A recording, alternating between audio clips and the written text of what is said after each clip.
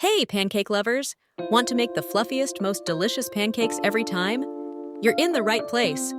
Today, I'm sharing the best pancake recipe that's super easy and guaranteed to impress. Let's get started. First, here's what you'll need.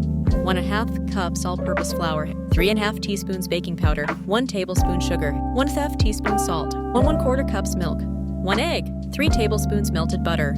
That's it, simple, right? Now let's mix it up. Start by whisking together the flour, baking powder, sugar, and salt. This is what gives our pancakes that perfect rise. Now, make a little well in the center and pour in the milk, egg, and melted butter. Gently mix until just combined. Don't overmix. A few lumps are totally fine. Time to cook. Heat a lightly buttered pan over medium heat. Pour about 1/4 cup of batter for each pancake. When bubbles start to form on the surface, flip them over and cook until golden brown. Look at these beauties. Light, fluffy, and absolutely delicious. Top them with your favorites, maple syrup, berries, or even a little whipped cream. Perfection! Try this recipe and let me know how it turns out in the comments. Don't forget to like, subscribe, and hit that notification bell for more tasty recipes. See you next time.